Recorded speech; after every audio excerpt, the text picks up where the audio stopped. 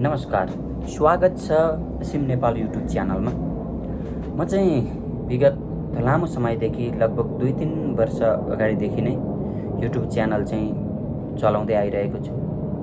दर्शकहरूलाई मनोरञ्जन होस्, रमाइलो होस्, हाँस्न मन लागोस्, विभिन्न कुराहरूको चाहिँ जानकारी प्राप्त होस् भनेर मैले धेरै भिडियोहरू बनाइरहेको छु। त्यसमा चाहिँ प्रायः घुम्न गएको भ्लगहरू, रमाइलो गरेको भिडियोहरू मैले हालिराख्ने गरेको छु। त्यो अब सबैलाई थाहा छँदैछ। आज चाहिँ विशेष गरी म अब युट्युब च्यानलमा चाहिँ भिडियोहरू हाल्दा कसरी चाहिँ हाल्छु त, कसरी बनाउँछु, के एपहरू प्रयोग गर्छु, कसरी एडिट गर्छु भनेर मैले हजुरहरूलाई यो भिडियो मार्फत जानकारी गराउँदैछु। भिडियो अन्तिमसम्म हेरेर साथ दिनुहोला। मैले मुख्य रूपमा चाहिँ क्यापकट प्रयोग गर्छु भिडियो एडिट गर्नको लागि।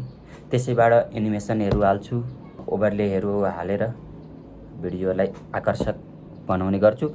अब मैले कसरी भिडियो बनाउँछु त भन्ने कुरा यो भिडियोमा जानकारी दिएको छु।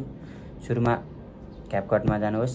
क्यापकटमा गइसकेपछि त्यहाँ आउँछ एड भिडियो भनेर। एड भिडियोमा गइसकेपछि त्यहाँ आफ्नो मन परेको भिडियो, कुन भिडियो एडिट गर्ने हो, कुन भिडियो जोड्ने हो, त्यो प्रकारको भिडियोहरू त्यसमा हाल्नुहोस्।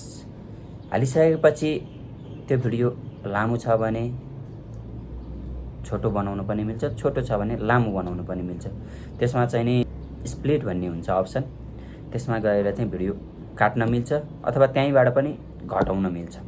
घटाउने अनि त्यसपछि बिचका अंशहरू, नराम्रो अंशहरू काट्ने, त्यस्ता चाहिँ गर्न मिल्छ। त्यसपछि एड ओभरलेमा गएर आफूले बनाइराखेको भिडियो अथवा स्क्रिन रेकर्डहरू छ भने हैन, आफूले बोल्दा बोल्दै स्क्रिन रेकर्डहरू छ भने त्यो त्यसमा हालेर एडिट गर्न सकिन्छ। त्यसैगरी अरू विविध कुराहरू क्यापकटले अप्सन दिएको छ। भिडियोको इफेक्टहरू बारे, इफेक्टहरू चाहिँ कसरी हाल्ने, इफेक्टहरूलाई राम्रो तरिकाले कसरी हालेर चाहिँ भिडियोलाई आकर्षक बनाउने भन्ने कुरा पनि क्यापकटले त्यहाँ अप्सन दिएको छ। त्यसमा गएर चाहिँ इफेक्टहरू राख्न पनि सकिन्छ। यसरी मैले भिडियो बनाउने गर्छु। भिडियो बनाउने क्रममा केही गल्ती भए होला मबाट, त्यसकारणले युट्युबले चाहिँ पार्टनर प्रोग्राम मेरो अहिले रिस्ट्रिक्ट गरेको छ।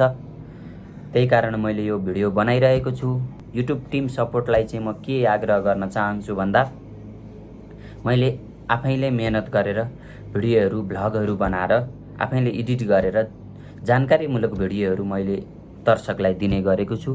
त्यसैले हजुरहरूले फेरि एकचोटि मेरो च्यानल रिभ्यू गरिदिनु होला। त्यसपछि म सकेसम्म, आफूले भ्याएसम्म सबै प्रकारका युट्युबका रुलहरूलाई चाहिँ फलो गरेर मेरो युट्युब च्यानल चलाउने कोसिस गर्छु भन्दै आजको भिडियो यहीँ समाप्त गर्न चाहन्छु। धन्यवाद।